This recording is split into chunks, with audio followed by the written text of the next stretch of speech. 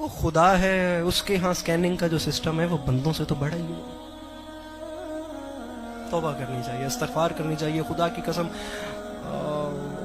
اس خدا کو استغفار کو اتنی پسند ہے جس کی حد نہیں. رکھو علماء کے سروں پہ قرآن، بلکہ علماء کے سروں پہ قرآن کے رکھنا، قرآن کو خود کھولو. گناہ ہو گیا ہے، پتہ بھی چل گیا ہے کہ میں گناہ کر بیٹھا، اس گناہ کے بعد کون کہہ رہا ہے توبہ کرو؟ توبہ کرنا تو ڈیمانڈ ہی نہیں، بس دل میں پشیمان ہو جانا. تو دل میں پشیمان ہو جائے نا کہ میں نے غلط کیا ہے، وہ معاف کر دیتا.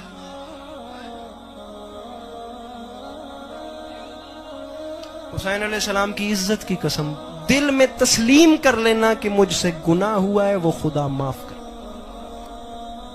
معافی کی تو منزل ہی سے اوپر کی ہے.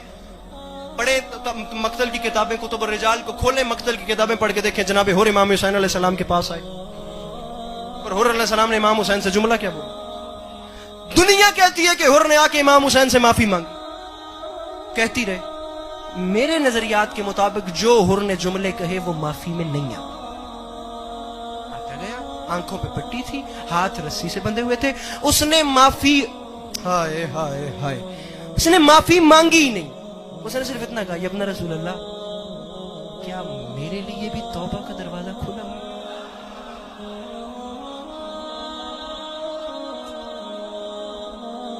اگلا جملہ، یا ابن رسول اللہ، کیا مجھ جیسے کے لیے بھی توبہ کا دروازہ کوئی چانس ہے؟ علی کے لال نے آگے بڑھ کے اسے سینے سے لگا. جناب موسیٰ علیہ السلام کے دور میں ایک بندہ تھا، وہ ایک پہاڑ کی اوٹ میں بیٹھ کے ایسی جگہ پہ اللہ کی عبادت کرتا تھا جہاں دوسرا بندہ جا ہی نہیں سکتا تھا. پتھر چاروں طرف سے گر چکے تھے، ایک چشمہ تھا، وہاں سے پانی پیتا تھا اور سبزہ کھاتا تھا، گھاس کھاتا تھا، درختوں کے پتے کھا کر پیٹ پالتا تھا، اور ہر ٹائم خدا کو سجدہ کرتا تھا.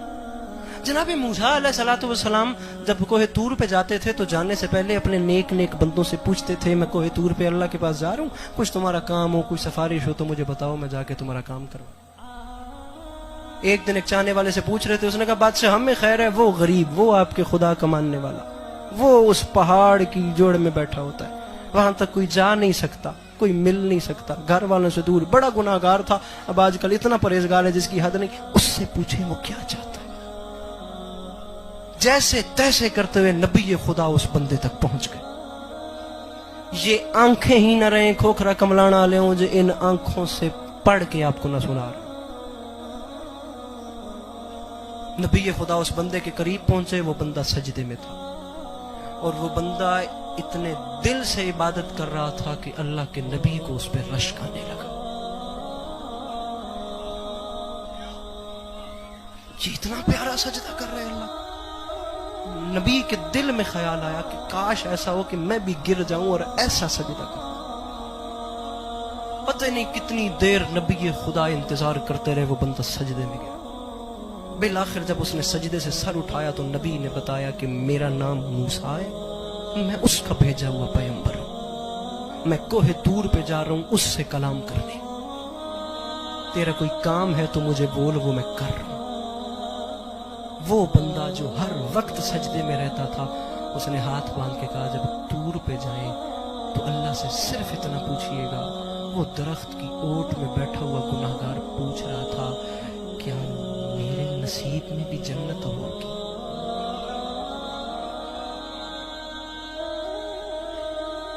کیا مجھے بھی جنت ملنے کا کوئی امکان ہے؟ خوف خدا سے لرز آ گیا نبی خدا کے بدن پہ.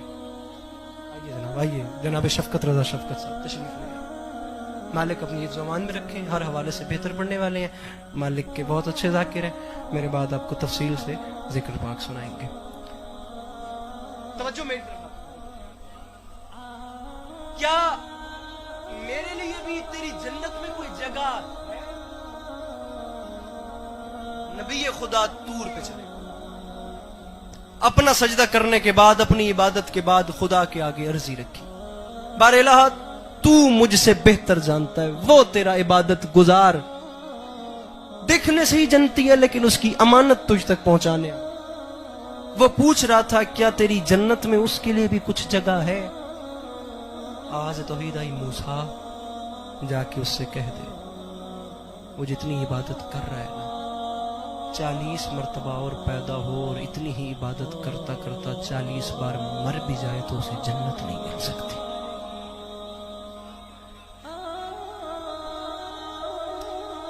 اس کے گزشتہ گناہ ایسے ہیں جن کی وجہ سے جنت میں اس کی جگہ نہیں ہے۔ ہم پتہ نہیں کہاں بیٹھے ہوئے ہیں، باخدا ہمیں پتہ ہی نہیں ہے ہم کیا کرنے آئے تھے، ہم کیا کر رہے ہیں، ہمارے ساتھ کیا ہو رہا ہے۔ جناب موسیٰ علیہ السلام پھر واپس آئے، اللہ کا پیغام اس تک پہنچانا تھا، نبی خدا تھے۔ آ کر اسے بتایا کہ اللہ کہہ رہا ہے تو 40 مرتبہ مر، پھر 40 بار دنیا میں آ، عبادت کرتا کرتا مر، تجھے موت آ جائے تجھے جنت نہیں مل سکتی، تیرا ٹھکانہ جہنم ہے، تیرے گزشتہ گناہ ہی ایسے۔ اب جسے اللہ جواب دے دے پیچھے کیا رہ گئے؟ گنجائش بچتی ہے جسے اللہ نہ کر خدا ان آنکھوں سے پڑا ہے وہ بندہ، نبی خدا کی بات سننے کے بعد اس کی آنکھوں میں آنسو آئے۔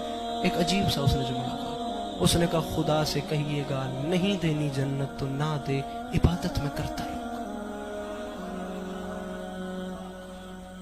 یہ سجدے میرے جاری رہے۔ یہ کہہ کے وہ پھر سجدے میں گر گئے۔ جناب موسیٰ علیہ السلام پھر کوہ طور پہ گئے، دوبارہ جا کے اللہ سے کہا بار الہ وہ کہہ رہا تھا جنت دے یا نہ دے عبادت میں نہیں چھوڑوں گا کیونکہ تو اس عبادت کے لائق ہے۔ خالق کی آواز آئی، موسیٰ جا کے اس سے کہہ دے میں اللہ کہہ رہا ہوں میں نے تجھ پہ جنت واجب کر دی۔ حسین علیہ السلام کی عزت کی قسم ہے میں داد کے لالچ میں نہیں پڑا، اتنی داد ہوتی ہے یار جتنی میں لے چکا۔ ہر بندہ جو یہاں پہ بول رہا ہوں ان کے تو انسارے نے کھلانا تھا ود داد ہوگی، کتنے شعر پڑھا تھا، کتنی باری تو انا کھا کے پبا تے اٹھ کے بولو۔ دو باتیں ہیں، وہ داد میں اپنے ساتھ لے جاؤں گا، یہ میری مشکل باتیں آپ اپنے ساتھ۔ یہ آخری 10 منٹ جو میں نے آپ کے لیے ہیں اس کی اسپیشلی معذرت جن پہ گرا ہوں، جا کے اسے کہہ دے میں اللہ نے تجھ پہ جنت واجب کر دی۔ جناب موسیٰ علیہ السلام نے ہائے ہائے ہائے، اب جو اللہ نے جواب دیا اس بات کا بھی وہ بھی نہیں بتاتا، وہ تب بتاؤں گا جب جناب موسیٰ پھر اس کے پاس گئے۔ بار الہ کیوں؟ اللہ نے وجہ بتا دی۔ نبی خدا پھر اس کے پاس گئے، پھر جا کے اسے کہا کہ اللہ کہہ رہا ہے میں نے تجھ پہ جنت واجب کر دی، میں اللہ نے تجھ پہ جنت واجب کر دیا ہے، عبادت کی وجہ سے نہیں، تجھ پہ اس لیے جنت واجب کی ہے کہ میں تجھے جس حال میں رکھ رہا تھا تو اس میں رہنے کے لیے راضی تھا۔